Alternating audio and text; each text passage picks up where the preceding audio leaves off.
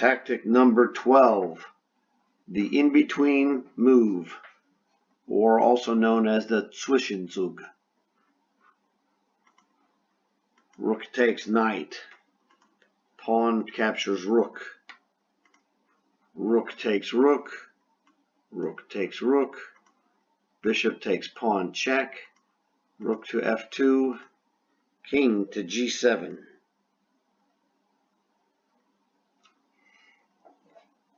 This gains the move.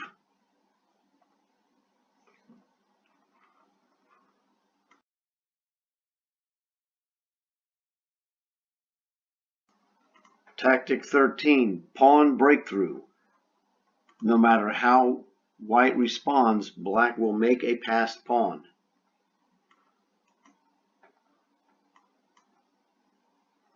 Whether he takes or not, the same effect happens with g3.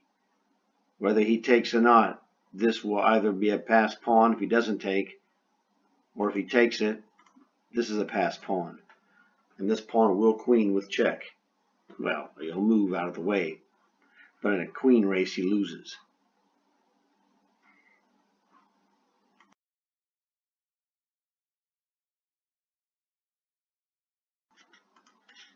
Tactic 14, the passed pawn.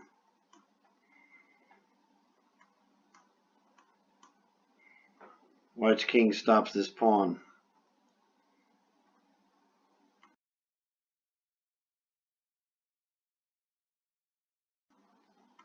Tactic 15, destruction of the pawn structure. Rook takes pawn check. King takes pawn. Queen to b5 check. King to a8 only move. Queen to c6 check. King to b8 checkmate.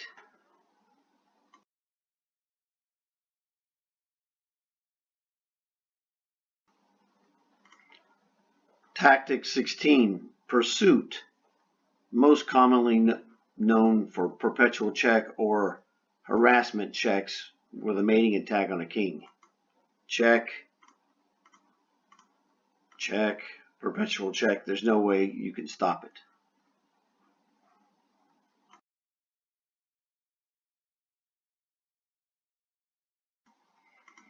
Now that you've seen the different tactics for middle games, essentially, and in some cases, end games, I wanted to show you an end game example of chess science. So, white to move, where does this rook belong? Well, if you're not highly skilled, especially in rook endgames, you may not know the answer. The main rule in rook endgames versus pawns is that rooks belong behind the passed pawn. So this clearly makes rook to f5 not that great of a move, because b4, it's all right, but it's less accurate. Now, that's because we know that it belongs behind one of these pawns.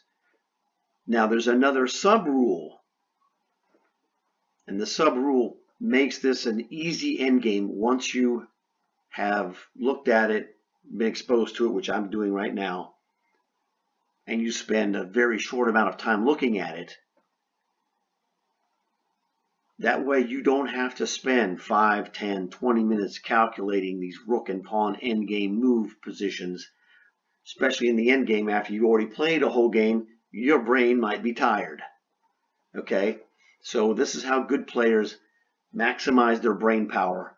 We learn these rules and these sub-rules because any strong player, 2000 ballpark or above, is going to play the correct move here if he has to in 1 or 2 seconds. But he'll see the correct move and be able to play this with analysis in 10 seconds or less. A lesser player who doesn't know the rule could spend who knows how long. So we put the rook behind the passed pawn, but in this case, I put these here so it doesn't really matter. Either one of these moves will win. one is more precise, one is also winning. The sub-rule says you go behind the most advanced pawn. Now in this case, we could go to b8, he could go to a6, we'd chop it. I'm sorry, he'd go to a3, we could chop it, he'd go to a2, and we'd still get behind it and catch him. I did it here on purpose so you could play the incorrect move and still win. Now, if we change this, only the precise move wins. The precise move is go behind the most advanced, the one that's closest to queening. Rook to a8 is the only move. The reason you go behind this pawn is because if this pawn bolts, you chop it, and it's over. What happens is that this king will move, and your king is going to move in here and clean clock. So this is the key. And actually, you don't have to move your king. The threat becomes the threat of once he's behind this pawn, the threat is white is going to play rook to a4, and now black is completely toast. He has no chance whatsoever. We're going to take this. The pawn can bolt. We go right behind him. He cannot queen. If black tries to make hay against the h-pawn, the king secures the pawn. These pawns are dead. They are dead. There's nothing black can do. There's another rule that you need to know that's similar to this. I will show you this. And this rule is very important here. If the rook is in position to capture any of these two pawns, black loses. But if the rook is not in position to capture, let's say rook to d4. In this situation, with white to move, he's dead lost. Two pawns on the 6th rank, connected pass pawns, will beat a rook straight up. There's nothing white can do. This is another rule that you know where you will learn because it's super powerful. You're calculating a variation in the endgame and you get to the point where you can have two pass pawns against a rook. Well, if you're 16, 1700, pretty good player, and you don't know the rule, you're a pretty good player, but not knowing the rule, the calculations can mess with you depending on which side of the two pawns and the rook you're on. But anyone, a 14 or 1500 player who knows the rule is in no danger. He knows the rule. He knows that if this is the position that black plays b3, it's over. You don't have to be a grandmaster. This is over. White has no defense. Rook to b4, a2, you lose. Oh, I go behind the pass pawn. That's too late. On the 6th rank, it's over. He goes here, he queens. There's nothing you could do. So the two pawns on the 6th rank can only lose to the rook if the rook is in position to either get to this position threatening a checkmate. So there's always, again, chess is a paradox. There's rules like we're discussing, and then there's counter exceptions to those rules. If rook to a4 somehow threatened a checkmate threat, well then he gains time to capture and he would win. But in this straight bare bones position, this rule is two pawns on the 6th rank who are not under threat of capture will defeat a rook straight up by himself. There's nothing he could do. The rook has no shot. So this is part of chess science, and this is the things that you're trying to learn and that I'm trying to mention and teach in all these videos. The application of chess science. And chess science is like real science. It's science. It's proven. So we have these rules. Like, go back to the very beginning. The rook versus the king were different. It doesn't matter. Where does the rook belong? Well, in this point, when the pawns are far back, it doesn't really matter. We could go and just brute force him here, and there's nothing he could do. He pushes, because that pawn's toast anyway. He pushes. Oh, rook goes behind the passed pawn. It's game over. Okay. when the pawns are far back. But when the pawns are one step forward, only one move saves the game for white, and that's rook to a8. Followed, well, we had the king's move up here, but followed by the threat of rook to a4. This is the science of chess, just one element of it. So you learn these scientific nuggets one at a time, like this one. Very important stuff, very helpful, and very scientific. Once you know it, you don't have to be a grandmaster to win and use it, because it becomes something that like 2 plus 2. I'm going to show you another one that's really a basic one. Anywhere but rook files. And I say this in my videos when it comes up, when I'm playing those puzzle solutions. This position is a win for white by force. There's nothing black can do. Now, you may not have seen this. I'll show it to you. He goes to one side, you go to the other side. And we're going to get to the shepherd square, one of my terms that I invented. Check. Oh, sorry. Let's go back here. Opposition. Now we've gotten to the shepherd square, and I call it this because the king shepherds the pawn to become a queen. So that is the key. That is why this position wins no matter where this pawn is. This is a winning position regardless of where the pawn is located. So again, you could be a 1200 player and know this rule and survive and actually win. Now, this is one that is real basic stuff. Black to move. What does black play? There's a rule for this. Now, you can't find these rules commonly listed I don't know. You find this in a book of endgames where they talk about king and pawn endgames. You'll find it there. But you can't go and look for, I don't know, this kind of position.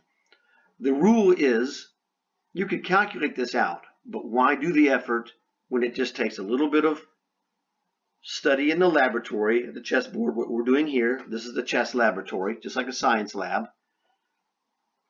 The study here is that, well, the professor, which is me at this point, says, hey, the rule is king stays in front of the most advanced of the two. Here. You'll see this very quickly, and I'm going to come back to this. You don't have a choice. And then here comes another rule. Pawn goes to the 7th rank with check. Now this is only for king and pawn ending with one pawn. It's a draw. Shazam. Okay. So, whoops. I'm going to show you another one. So we saw that the rule was, where does the king go? He goes in front of he stays in front of the one that's the most advanced, which is the pawn. So he played king to e8, which is correct.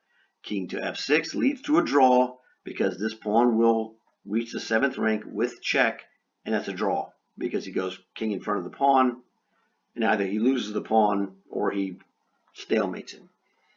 Doesn't matter. Now, there's a trap.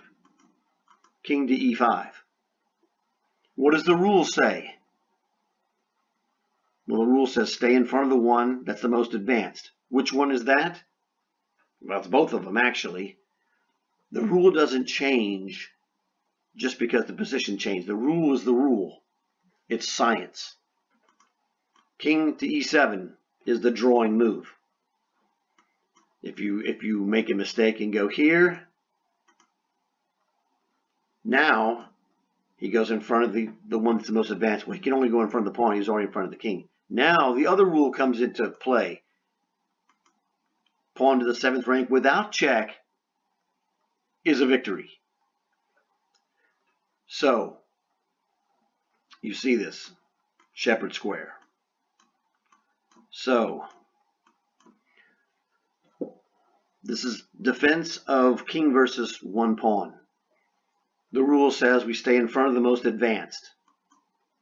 Pretty simple. King f6, we see that this draws. King goes in front of goes to f8. as soon as he checks you, you know it's a draw. But at this point, you know this is a draw. So when he plays the scary move, you know to stay in front of the one that's the most advanced. Again, the rule hasn't changed. The position changes, but the rule applies everywhere. That is science. Science applies everywhere you go. It's not like you step 2 steps to the right and science goes out the window. 2 plus 2 is always 4. It doesn't matter where you are on the planet. Above water, on the ground, underwater, in the air. 2 plus 2 is 4. Okay. So this is what I'm talking about when I talk about chess science. These are rules that are always true. So this is just basic stuff. Wanted to give you a little bit of a taste of it so you can look at it and go, wow, this stuff isn't that difficult.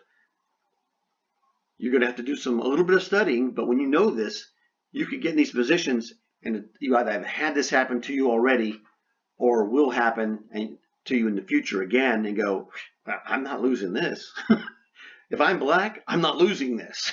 This is the rule, and you can play super fast, relatively speaking, with a little bit of effort. So hopefully this helped you guys out. Like the video, subscribe if you haven't subscribed, and I'll see you guys later.